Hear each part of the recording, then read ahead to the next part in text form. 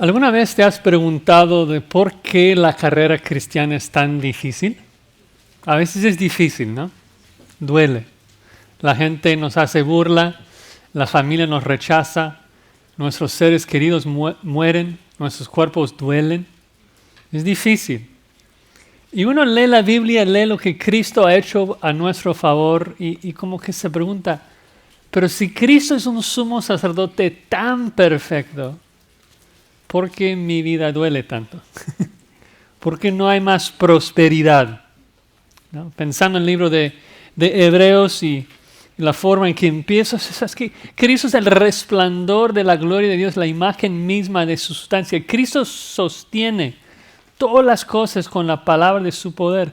Cristo, después de hacernos perfectos para siempre mediante su ofrenda en la cruz, se ha sentado a la diestra, mostrando que la obra de purificación se ha completado totalmente. Somos perfectos en la corte divina. Y Cristo, ahora exaltado y glorioso, está a la diestra de Dios intercediendo por nosotros, garantizando que un día llegaremos a Él. Es decir, tenemos una victoria en Cristo, somos victoriosos, somos más que vencedores. Pero entonces es como que, ¿por qué mi vida duele tanto entonces? ¿Por qué hay tanto sufrimiento? ¿Será que Satanás ha podido frustrar los buenos planes de Dios? ¿Será como dicen los falsos que Dios desea prosperarnos, pero hay otros factores que le impiden? Porque si fuese así sería muy desalentador, ¿no? Pensar de que sufrimos sin propósito, en contra de la voluntad de Dios. Pero no es así. Y la verdad es que lo que nos motiva a enfrentar el dolor y seguir corriendo a pesar del dolor es el conocimiento de que Dios tiene un plan, tiene un propósito en todo lo que sufrimos. Como veremos en Hebreos capítulo 12, la razón que nuestra carrera cristiana a veces es difícil es porque Dios, en amor, nos está disciplinando. No nos permite alejarnos de Él demasiado, no nos abandona a nuestro pecado, sino que nos busca. Dices, oye, Josías, pero me acabas de decir que Cristo nos ha purificado totalmente, que nos ha perfeccionado. ¿Por qué necesito disciplina si Dios ya me ha purificado? Bueno, aunque es cierto que en la corte divina ya somos perfectos, justos y perdonados, pero acá todavía vivimos en nuestra carne caída. No somos perfectos ni santos en nuestra experiencia. Y eso es un gran problema, porque sin la santidad nadie verá al Señor. Así que Dios nos disciplina para que participemos de su santidad y así poder vivir con Él para toda la eternidad. Bueno, si les gusta tomar apuntes, vamos a ver tres acciones que nos ayudan a perseverar en nuestra carrera cristiana a pesar del dolor que sufrimos. Primero, debemos apreciar la razón de la disciplina. Segundo, debemos recordar la meta de nuestra disciplina. Y en tercer lugar, correr hasta la conclusión de la disciplina. ¿Amén? Ok, vamos a leer el texto. No hubo un fuerte amén ahí. Como que no me convencieron. Pero Hebreos 12, comenzando con el versículo 4, Hebreos 12, 4. Dice así la palabra de Dios. Recuerden que el contexto es de que debemos correr la carrera cristiana puestos los ojos en Jesús. Y luego dice en el versículo 4, porque aún no habéis resistido hasta la sangre combatiendo contra el pecado. Y habéis ya olvidado la exhortación que como a hijos se os dirige diciendo, Hijo mío, no menosprecies la disciplina del Señor, ni desmayes cuando eres reprendido por Él. Porque el Señor al que ama disciplina y azota a todo el que recibe por hijo. Si soportáis la disciplina, Dios os trata como a hijos. Porque ¿qué hijo es aquel a quien el Padre no disciplina? Pero si se os deja sin disciplina, de la cual todos han sido participantes, entonces sois bastardos y no hijos. Por otra parte, tuvimos a nuestros padres terrenales que nos disciplinaban y los venerábamos. ¿Por qué no obedeceremos mucho mejor al Padre de los Espíritus y viviremos? Aquellos ciertamente por pocos días nos disciplinaban como a ellos les parecía, pero para lo que nos es provechoso, para que participemos de su santidad. Es verdad que ninguna disciplina al presente parece ser causa de gozo, sino de tristeza. Pero después da fruto apacible de justicia a los que en ella han sido ejercitados. Por lo cual, levantad las manos caídas y las rodillas paralizadas y haced sendas derechas para vuestros pies, para que lo cojo no se salga del camino, sino que sea sanado. Seguid la paz con todos y la santidad, sin la cual nadie verá al Señor. Señor, confesamos que necesitamos de tu ayuda. Pedimos que tu Espíritu Santo ilumine nuestras mentes para comprender tu verdad y que nos dé fuerza y capacidad para ponerlo en práctica. Queremos llegar al punto como Pablo de poder gloriarnos y agradecerte cuando nos disciplinas. Ayúdanos, Señor, en el nombre de Cristo. Amén. Ya que básicamente toda esa hora estaremos hablando del tema de la disciplina, pensé que sería apropiado empezar tratando de aclarar algunos malentendidos acerca de la relación entre la disciplina y el pecado. ¿Sí? A veces hay confusión acá. Y la primera aclaración es de que no siempre hay una conexión directa entre un pecado en particular y el sufrimiento y la disciplina. Eso lo sabemos por varios textos de la Escritura. Tal vez el ejemplo más sobresaliente es Job, de que sufrió mucho y sus amigos, ¿qué pensaron? Bueno, seguros de que tiene un pecado ahí oculto que no quiere confesar, y no era cierto. También tenemos textos como Juan 9, que los apóstoles ven a un ciego y preguntan a Jesús como si estas fueran las únicas opciones. ¿Quién pecó? ¿Este o sus padres para que naciera ciego? Y Jesús dice, no, sino para que Dios sea glorificado. Entonces nunca debemos ver a alguien que está sufriendo y pensar, uy, ha de haber hecho algo sumamente mal, porque ves cómo Dios le está disciplinando.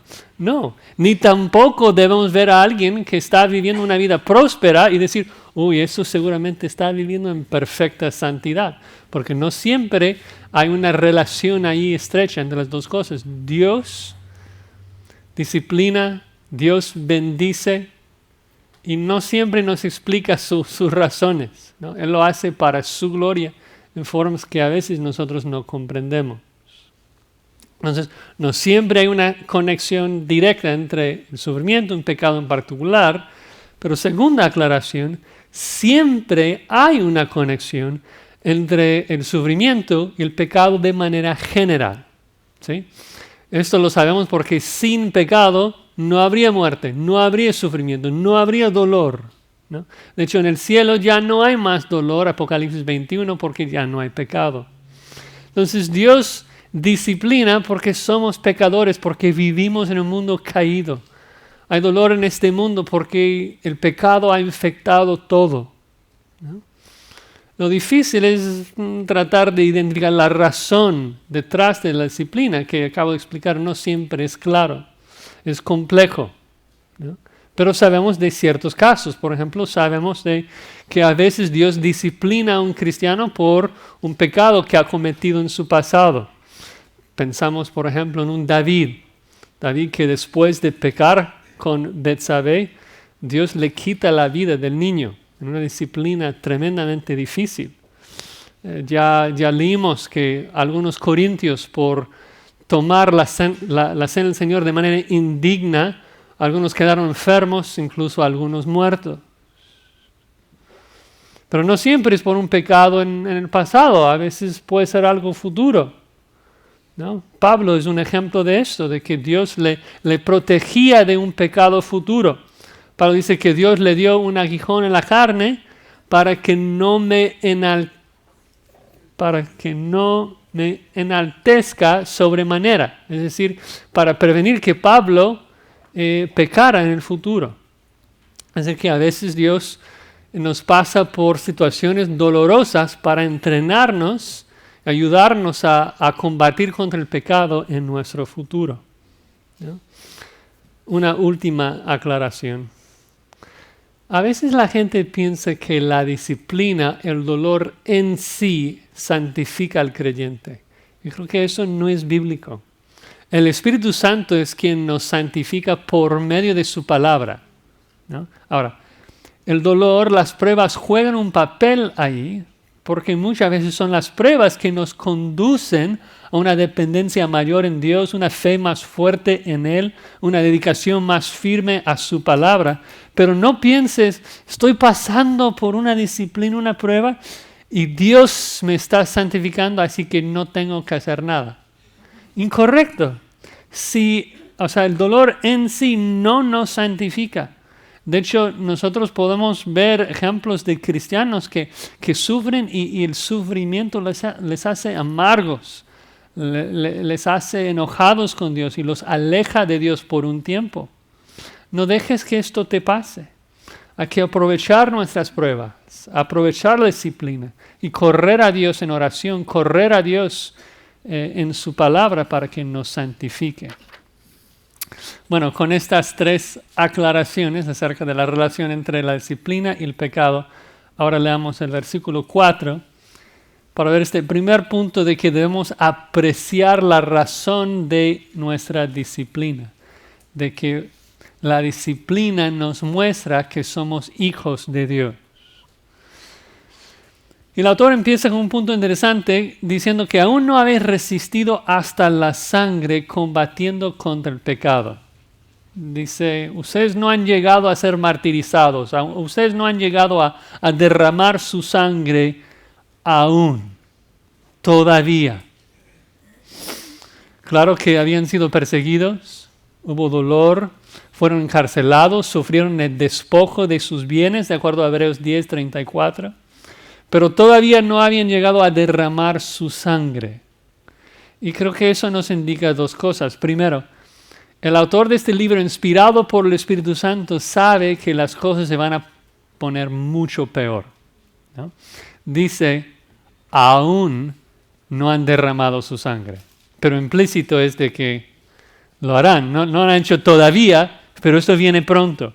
Y creo que nos explica un poco del por qué el autor de Hebreos prepara tanto a su audiencia para enfrentar la persecución, porque él sabe lo que viene. Y si los hebreos estaban tambaleando en su fe frente a una persecución leve, el despojo de sus bienes, necesitaban cobrar mucho ánimo para enfrentar la persecución neroniana que pronto vendría. Y todos los mártires que iban a dar su vida para Cristo. La segunda cosa que la frase indica es de que la vida cristiana, la carrera cristiana es una lucha, es un combate en contra del pecado. Dice que no haber resistido a la sangre combatiendo contra el pecado. Y eso nos da un poco del contexto de hacia dónde va el autor. Porque aunque somos nuevas criaturas en nuestra parte inmaterial, pero todavía moramos en esta carne caída. Y todo nuestro ser, nuestros cerebros, está infectado. Dios nos está echando la mano. Nos está ayudando en nuestro combate, ayudándonos a pelear y combatir contra el pecado. Así que nos disciplina. Trae dolor a nuestras vidas a fin de apoyarnos en la santificación. El problema es de que los hebreos estaban siendo perseguidos, estaban pasando por aflicción y pensaron, algo muy mal pasa acá. Dios no me ama porque Dios no me está prosperando. El autor les regaña, versículo 5, dice, ¿te olvidaste? ¿Te olvidaste? ¿Ya habéis olvidado la exhortación que como a hijos se os dirige? O sea, eso no debe de sorprenderlos, ¿no? ¿Por qué? Porque dice, hijo mío, o sea, la exhortación se dirige a los hijos Dice, hijo mío, no menosprecies la disciplina del Señor, ni desmayes cuando eres reprendido por Él. Cada hijo va a ser disciplinado. Esto era de esperarse. Y dice que no debemos minimizar, no debemos tener en baja estima esa disciplina. No debemos desanimarnos cuando Dios nos corrige. Dices, oye Josías, pero claro que el dolor me desanima, duele. Pero por eso la necesidad de recordar el versículo 6, de que el Señor al que ama disciplina y azota a todo el que recibe o acepta por hijo. Usa el término Señor ahí porque es una cita de Proverbios 3, donde dice Yahweh o Jehová, y ahora traducido en la Septuaginta el griego es Señor. Simplemente el punto es que Dios es quien disciplina acá. Dios, como un padre amoroso, disciplina a sus hijos. Y esa es la verdad que debe ayudarnos a apreciar la disciplina. Porque Dios disciplina a sus hijos porque quiere lo mejor para ellos. Entonces, cuando el cristiano sufre disciplina, cuando sufre dolor, no debe desanimarle, sino al contrario, debe animarlo, porque la disciplina es un recordatorio de nuestra adopción a la familia de Dios. ¿Sí? Cada vez que recibimos disciplina es un recordatorio de que Dios es mi Padre, que me está disciplinando. Es una muestra del amor de Dios que no nos deja nuestra necedad, sino que nos corrige.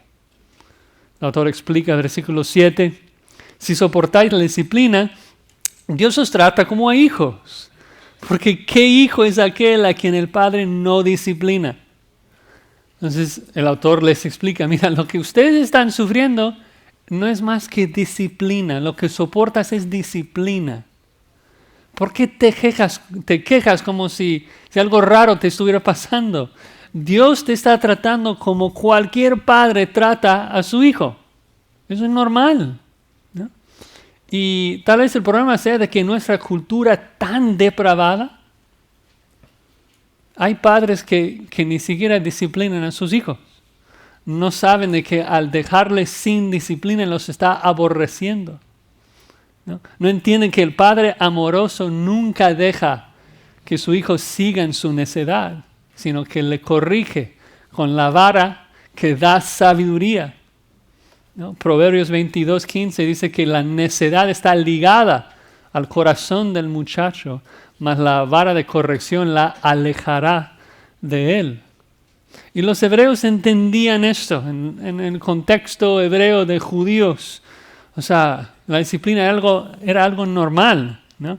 Para ellos hubiera sido inconcebible que un padre odie tanto a su hijo que no le disciplinara. Y por eso la suposición acá del autor de que cada padre disciplina a su hijo. Cada padre lo hace. Y por lo tanto puedo agregar versículo 8. Si se os deja sin disciplina, de la cual todos han sido participantes. Otra vez la suposición, cada hijo que tiene un padre ha sido disciplinado. Si se os deja sin disciplina, entonces sois bastardos y no hijos. Es muy fuerte. La palabra es muy fuerte. Pero el autor básicamente está razonando. Mira tu parte trasera. ¿Hay evidencia de disciplina allí? Porque si la respuesta es no he sido disciplinado, es porque no tienes un padre entonces. Porque los padres disciplinan a sus hijos, ¿no? Si tuvieses un padre, habría disciplina. Dices, ok, entiendo, pero ¿por qué es que esto debe animarme? Bueno, es que cada vez que sufrimos disciplina, entonces es un recordatorio. Que Dios es mi Padre, Jehová es mi Padre, Él me ama, me ha adoptado a su familia y busca mi mejor. ¿No? ¿No te anima esto? Que tienes un Padre en el cielo que no te va a abandonar a tus propios caminos, a tu pecado, sino que te va a amar, corrigiéndote y disciplinándote para que te alejes de tu pecado. O sea, la vida es un combate en contra del pecado. Qué bendición que tenemos un Padre que nos ayuda, nos echa la mano cuando comenzamos a abrazar el pecado en vez de abrazar la santidad, ¿no? Debemos incluso orar. Dios, disciplíname cuando me aferro a mi pecado. Ayúdame a combatir con éxito contra mi pecado. Ayúdame a odiar tanto el pecado de que cuando tú me corriges, te doy las gracias. ¿No? Gracias, debemos dar gracias a Dios por la disciplina. El hijo sabio da gracias a su padre por la corrección. Ama la corrección. ¿No? Dices, ok, entiendo, o si es que debo apreciar la disciplina porque nos recuerda que Dios es nuestro Padre. Pero, ¿por qué es amoroso de que Él nos discipline? Ese es el segundo punto, versículo 9. Debemos recordar la meta de la disciplina, el fin de la disciplina, la razón de la disciplina, y es de que Dios nos está perfeccionando. Dios nos está perfeccionando. Dice en versículo 9, por otra parte, tuvimos a nuestros padres terrenales que nos disciplinaban y los venerábamos. ¿Por qué no obedeceremos mucho mejor al Padre de los Espíritus y viviremos? Dice, nuestros padres terrenales nos disciplinaban, lo da por sentado, y luego agrega, y los venerábamos, los respetábamos. Aun con nuestros padres terrenales que hacían un trabajo imperfecto, pues les damos las gracias. Sabemos de que nos hicieron un favor, ¿no? Recuerdo que hace poquito como familia estuvimos en una tienda y hubo un niño allí en el centro de la tienda que era tan rebelde que no lo pudimos creer. Ustedes lo han experimentado, ¿no? Gritando, tirándose al suelo, pegando a su mamá.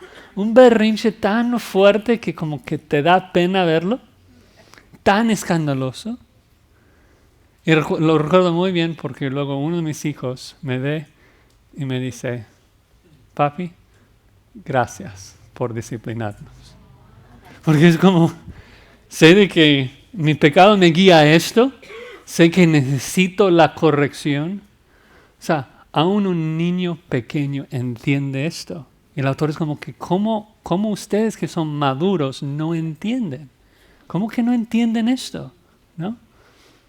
Salomón dice, el que ama la disciplina, ama el conocimiento, pero el que odia la reprensión es torpe. Proverbios 12. ¿No? Otra vez, palabras fuertes. Pero el punto es obvio, ¿no? De que Dios nos ama, por eso nos corrige, ¿no? La mamá que no disciplina a su hijo, lo aborrece, lo odia, ¿no? Y el punto es, si respetamos a nuestros padres terrenales que nos disciplinaban imperfectamente, ¿cómo no vamos a estimar mucho más a nuestro Padre Celestial que nos disciplina perfectamente? ¿No? Lo interesante es de que el verbo que usa acá no se repite el verbo venerar. No dice que veneramos a nuestros padres terrenales, así que debemos venerar aún más a nuestro Padre espiritual, sino que dice que veneramos a nuestros padres terrenales y aún más ahora debemos obedecer a nuestro Padre Celestial. Literalmente debemos sujetarnos a Él. Y luego lo más interesante, lo establece como una condición de la vida. Dice que debemos sujetarnos a la disciplina del Señor y así viviremos. Termina la frase. Cambiando el orden del versículo, el punto es de que viviremos si es de que sujetamos a nuestro Padre Celestial. Hebreos siempre presenta la perseverancia como un requisito para la vida eterna, ¿no? Nadie llega al cielo si no persevera al final. Es nuestra responsabilidad sujetarnos al Padre para poder vivir. Ahora, la confusión entra cuando uno piensa de que nuestra perseverancia depende de nosotros. Que la Escritura dice que no. Dios dice de que Él nos preserva en su gracia, de que el Espíritu Santo garantiza nuestra futura redención, de que Jesucristo nos guarda para el día final, Cada hijo de Dios persevera al final porque Dios le preserva en su gracia, y uno de los medios que Dios usa para preservar a sus hijos es precisamente la disciplina. Pero el punto acá es no olvidar de que el sujetarnos al Padre, el obedecer a nuestro Padre es nuestra responsabilidad. Tú y yo, cuando pasamos por la disciplina, debemos sujetarnos a nuestro Padre. No debemos ser como esos hijos necios que cuando reciben disciplina, ¿qué hacen? Gritan y pelean y pegan a sus padres porque no ven lo provechoso que es. Debemos sujetarnos a nuestro Padre. Debemos recibir su corrección. Es una característica esencial del Hijo de Dios, de que recibe la corrección de su Padre. Continúa versículo 10 diciendo, aquellos, es decir, los padres terrenales, ciertamente por pocos días nos disciplinaban como a ellos les parecía, pero para lo que nos es provechoso, para que participemos de su santidad. Qué promesa. Dice, respetamos a nuestros padres terrenales, pero luego me encanta cómo dice, ellos nos disciplinaban como les parecía, ¿no? Y creo que nosotros que somos padres entendemos esto, de que estamos viendo algo, un niño que, eso fue desobediencia, realmente supo que no debía haber hecho esto. Y luego decimos, sí, era desobediencia, pero ¿qué tipo de consecuencia debemos darle? Requiere mucha sabiduría. Y como que evaluamos la situación y hacemos lo mejor, de acuerdo a cómo nos parece. Pero no lo hacemos perfectamente. A veces disciplinamos mal. Tenemos que pedir perdón a nuestros hijos. Incluso estuvimos comentando de esto mi esposo y yo. A veces he disciplinado al hijo equivocado. No sé si te ha tocado, ¿no? Que disciplines a un hijo y luego el otro y confiesa.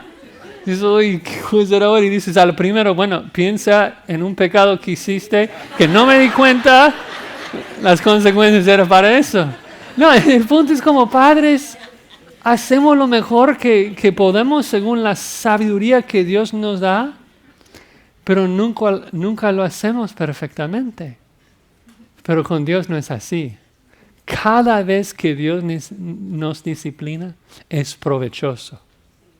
Él no aplica ningún dolor a tu vida que no sea para tu provecho. Cada vez que Él disciplina, lo hace con el fin de que participes de su santidad. O sea, qué confort nos da cuando pasamos por situaciones dolorosas, de que esto tiene un buen propósito, me está santificando, me está haciendo más a la imagen santa de Dios, ¿no?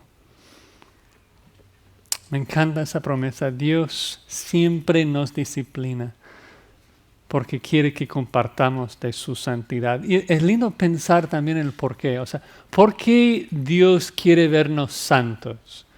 Yo creo que podemos entender, bueno, Dios ama la santidad, y esto es cierto, pero viendo el contexto y hacia dónde va el autor con la última frase de que sin santidad nadie verá al Señor, y pensando en el contexto de Hebreos, de que los judíos en el Antiguo Testamento y lo que tenían bajo el Antiguo Pacto, pues estaban separados de Dios. Dios quiso morar dentro de su pueblo, pero no pudo. Hubo velos, hubo separación. ¿Por qué? Porque el pueblo de Dios no era santo. El punto es que Dios nos disciplina para que participemos de su santidad, porque en el momento que compartimos la santidad de Dios, podremos estar en su presencia, podremos verle en toda su gloria y darle gloria por quien es y por lo que ha hecho por nosotros. Dios nos ama, quiere lo mejor para nosotros. Es precioso pensar en esto, ¿no? De que la disciplina siempre es para nuestro beneficio, ¿no? Como dice Pablo, de que Dios nos disciplina para que no seamos condenados con el mundo, porque quiere vernos ahí en el cielo con Él. Y tenemos que recordarnos de esto cuando pasamos por las pruebas. Dios lo está haciendo para transformarnos a su imagen, a su santidad. Y esto es eternamente mejor para nosotros, ¿no? Vale la pena, vale la pena. Santiago dice que debemos tener por sumo gozo cuando nos hallamos en diversas pruebas. ¿Por qué? ¿Porque somos masoquistas y nos encanta el dolor? No. O sea, él explica de que nosotros podemos gozarnos en las pruebas, no por el dolor, sino por lo que la prueba produce en nosotros. De que produce paciencia, que a su vez nos hace perfectos y cabales, ¿no? Entonces siempre debemos comparar el dolor temporal de la disciplina con el gozo eterno del cielo, ¿no? Y así continúa el versículo 11. Vean la comparación. Es verdad que ninguna disciplina al presente parece ser causa de gozo, no es placentero. Dice, sino de tristeza. Pero después, ahora la comparación, después da fruto apacible de justicia a los que en ella han sido ejercitados.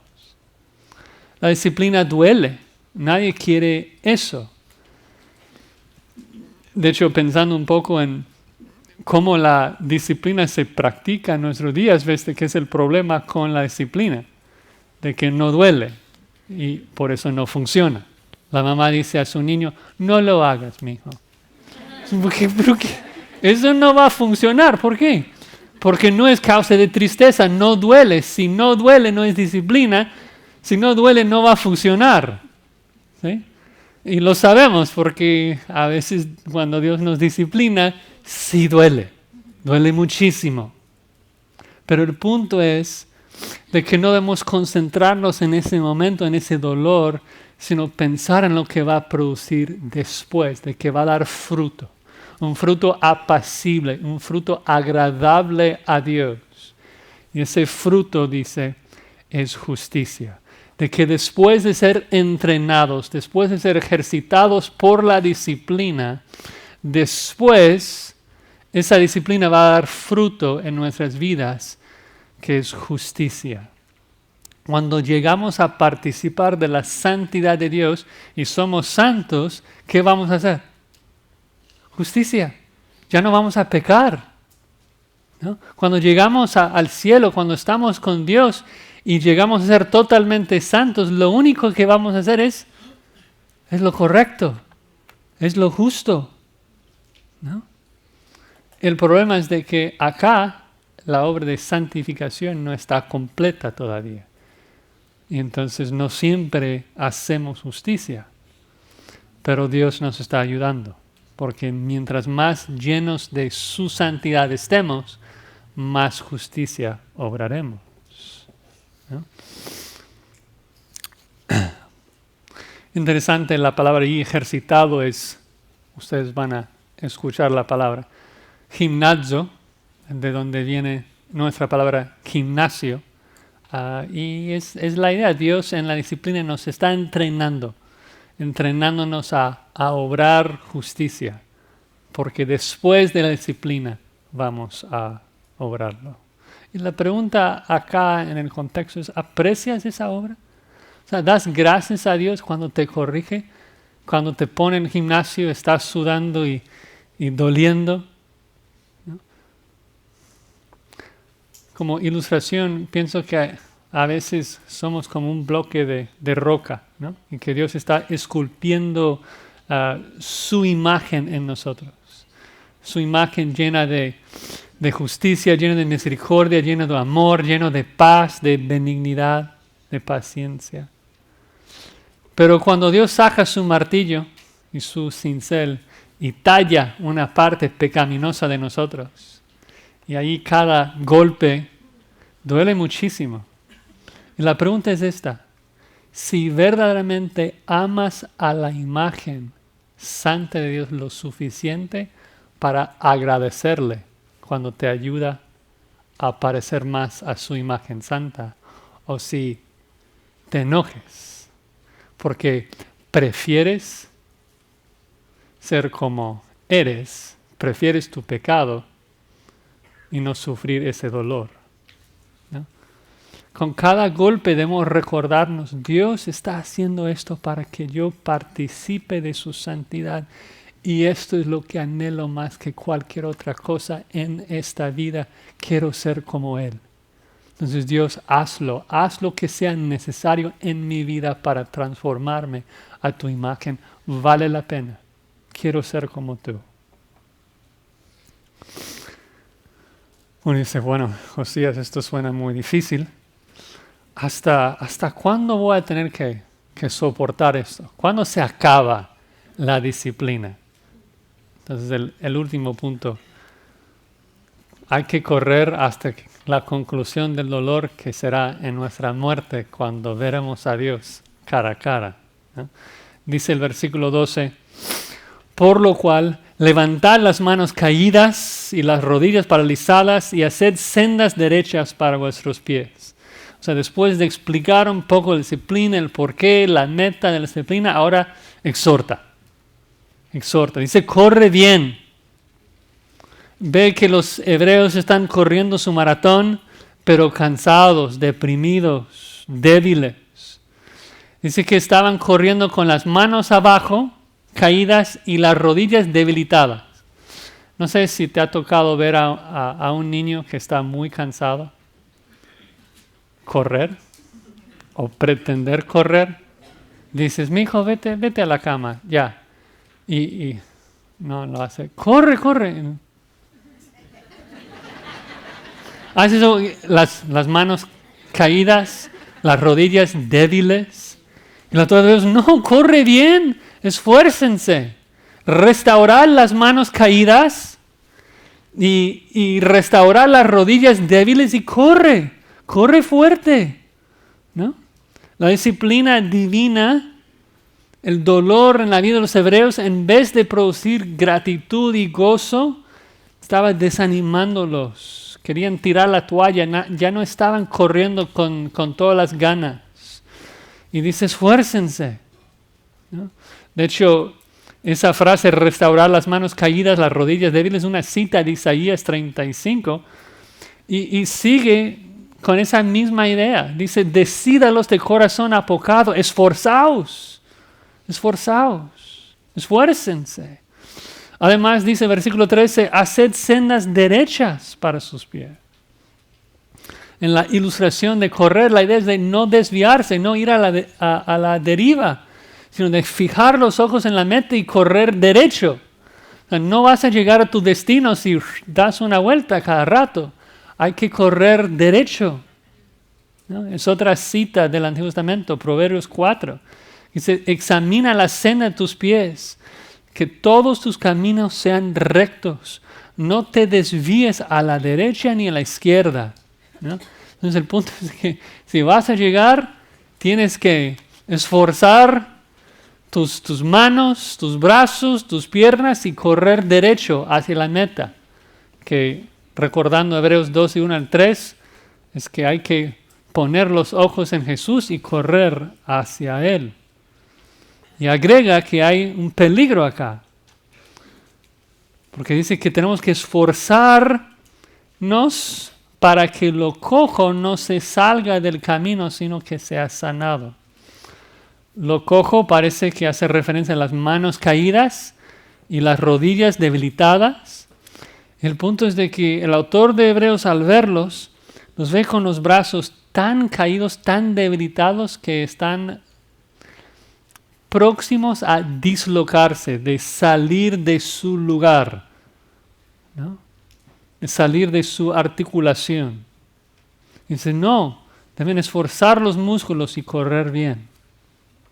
Y luego finalmente agrega, versículo 14, seguid la paz con todos y la santidad sin la cual nadie verá al Señor.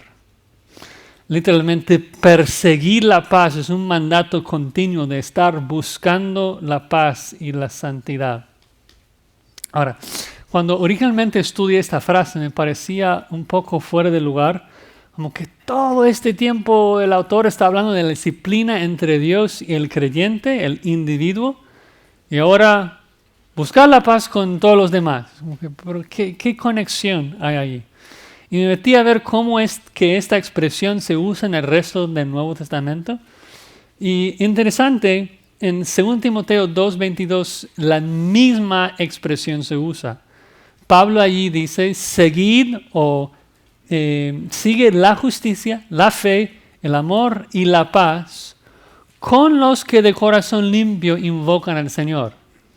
Y lo que se ve ahí es de que el punto no es seguir la paz con los que no tienes paz, sino que seguir la paz juntamente con otros que invocan el nombre del Señor. Entonces, no creo que el mandato sea buscar estar en paz con los demás, sino que el punto es de que ustedes junto con todos los de la congregación deben buscar la paz y la santidad. El problema es de que a primera vista, si lo interpretamos así, pareciera enseñar que la salvación es por obras. Pastor MacArthur comenta de esto, de que el punto tal vez sería que la única manera de llegar al cielo y ver a Dios es si nosotros nos esforzamos lo suficiente para encontrar la santidad. Es decir, de que equivocadamente algunos piensan que seguimos la santidad y vivimos vidas santas, ganaremos la habilidad de ver a Dios. Pero esto va en contra de todo el contexto, va en contra de toda la Biblia.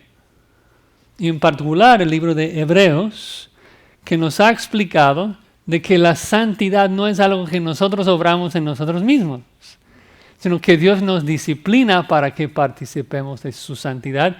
Y la santificación es algo que Dios obra en nosotros, que Cristo ha logrado por nosotros.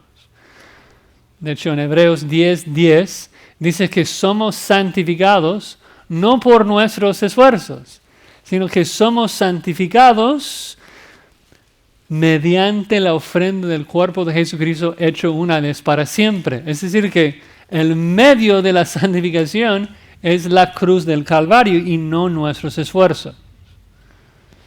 Pero luego me dirás, ya ahora estoy confundido. Si Cristo ya nos ha santificado, ¿por qué necesitamos buscar la santificación? Bueno, es de que toda la Biblia habla de esa paradoja de que como cristianos debemos vivir de acuerdo a lo que ya somos en Cristo. ¿Ya tenemos perdón? ¿Sí o no? Sí, pero debemos pedirle perdón a Dios cada rato. ¿Ya somos justificados delante de Dios? Sí, pero debemos buscar hacer justicia. ¿Ya somos santificados? Sí, pero debemos buscar vivir vidas santas. ¿Sí? Y el punto acá es de que Dios ha iniciado una obra, pero no lo ha terminado todavía. Lo va a terminar, pero estamos en un proceso todavía. Y es muy importante comprender esto, porque si no lo comprendemos, vamos a terminar siendo católicos. Que piensan, y eso es importante, piensan, ok, sin la santidad nadie verá al Señor. Eso significa de que si no termino esta vida completamente santo en mi experiencia, pues voy al purgatorio para que Dios termine la obra y luego voy a tener acceso a Dios. No. Sino que la santificación es una obra que Dios está haciendo en 3 etapas. Es un paquete de todo incluido. Vamos a recibir las 3 etapas, pero nosotros lo experimentamos en 3 etapas. Primero, Dios nos aparta. Nos santifica, nos hace santos, nos perdona nuestros pecados, nos hace justos. Y en ese sentido, desde el momento de la conversión, la Biblia nos llama santos. Pablo dice a los creyentes en Filipos que todos eran santos, ¿no? Pero no santos todavía en su experiencia. Es por eso que Dios poco a poco está transformándonos hacia su imagen santa. Eso lo llamamos la santificación progresiva. Y esto dura hasta el final, hasta la muerte, cuando Dios termina su obra de santificación y erradica el pecado en nosotros. Ahora, el punto importante acá es de que Dios no hace una de las etapas sin la otra. ¿Sí? no vas a llegar a la tercera etapa de la santificación si no has pasado por la segunda y la primera. Porque todo viene junto. La salvación viene junto. Y eso es una verdad que toda la Biblia enseña. El que Dios ha predestinado, el que Dios predestinó, lo llamó, lo justificó y lo glorificó. Nadie llega a la glorificación si no pasa primero por la justificación, el llamado y la predestinación. Todo viene junto. Entonces el punto es esto.